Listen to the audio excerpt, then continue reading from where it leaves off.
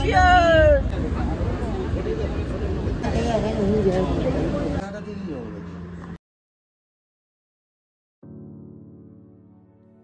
Hi everyone, welcome back to my channel.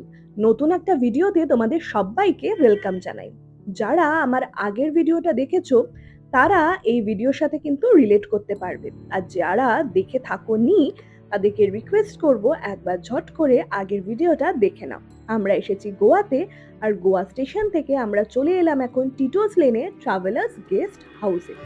এই হোটেলটি আমরা বুক করেছিলাম, আর স্টেশন থেকে হোটেলে আসতে মাথা পিছু পড়লো আমাদের 300 টাকা মতো। আর এই যে হোটেলটি দেখতে পাচ্ছেন, এই হোটেলটার রুমগুলো ছিল ঠিক এইরকম।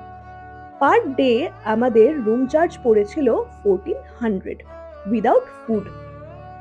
খাবারের জন্য লোকাল রেস্টুরেন্টই ভরসা। চলে গেছিলাম আমরা খেতে।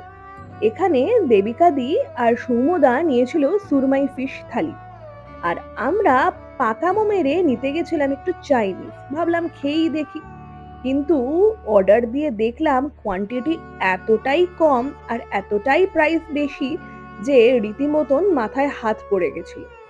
যাই হোক, প্রথম দিন এসেই একটু চুনা লেগে গেল।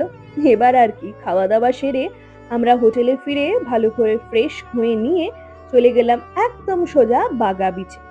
এখানে গিয়েই ঠিক করেছিলাম একটু টুকটাক খাওয়া দাওয়া করব। ট্রাভেলার্স গেস্ট হাউস থেকে বিচের ডিস্টেন্স মাত্র 2 থেকে 3 মিনিট ওয়াকিং, একদম কাছে।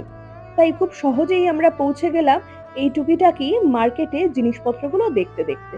যদিও কিছু কিনিনি, নাই বা কিনলাম, দেখতে ক্ষতি কি, দেখেই মনে হচ্ছিল কখন কিনবো। যাই হোক গোয়ায় এসে এই এত সুন্দর অ্যাম্বিয়েন্সটার প্রেমে কিন্তু একেবারেই পড়ে গেছিলাম। এত সুন্দর অ্যাম্বিয়েন্স আর বৃষ্টির সময় ওয়েদারটা কিন্তু ছিল একেবারে ফুরফুরে, মানে সেরকম একটা গরমও ছিল না আর ঠান্ডা ছিল না, কিন্তু ওয়েদারটা ছিল একেবারে প্লেজেন্ট, জাস্ট দারুণ। এবার চলে এলাম আমরা বিচে, আর বিচের সৌন্দর্যটা আর কি বলবো, তোমরা নিজেরাই দেখে নাও। এত অপূর্ব যে মনটা জাস্ট ভরে যায়। আচ্ছা, তোমরা কারা কারা বর্ষাকালে গোয়া এসছো প্লিজ কমেন্ট করে জানিও। তোমরা কিরকম ওয়েদার পেয়েছিলে জানিও তো, মানে রোজ বৃষ্টি পেয়েছিলে নাকি রোজ বৃষ্টি পাওনি, মাঝে সাঝে বৃষ্টি মাঝে সাঝে রোদ, কিরকম? আর বাগা বিচের ধারে এই শ্যাকগুলোর তো এক কথায় জাস্ট প্রেমে পড়ে গেছিলাম। মনে হচ্ছিল এখানে ঘন্টার পর ঘন্টা বসে থাকি আর সময় এমনিই যেন কেটে যায়, কিন্তু সেটার তো উপায় নেই। 40 ঘন্টা ট্রাভেল করে বেশ টায়ার্ডই হয়ে গেছিলাম। মনে হচ্ছিল কতক্ষণে হোটেলে ফিরবো, ফিরে চেঞ্জ করে নিয়ে দারুণ একটা লম্বা ঘুম দেব। হোটেলে তো ফেরা হলো, কিন্তু ঘুমের আগে বুম্বাদা জন্মদিনের কেকটা কেটে ফেললো। হই হই করে কেক কাটা হলো আর সবাইকে কেক খাইয়ে দেওয়া হলো। এইভাবেই দেখতে দেখতে গোয়ায় এসে প্রথম দিনটা কিন্তু আমরা কাটিয়ে ফেললাম। তোমাদের কেমন লাগলো প্রথম দিনের ব্লগটা অবশ্যই জানিও।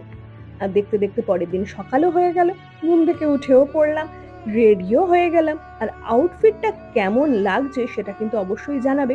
রেডি যখন হয়ে গেছে, এবার পালা নর্থ গোয়া এক্সপ্লোর করার জন্য। কোথায় কোথায় গেলাম, স্কুটি রেন্ট নিলাম, যে কত কি পড়লো সব বলছি নেক্সট ভিডিওতে। টাটা।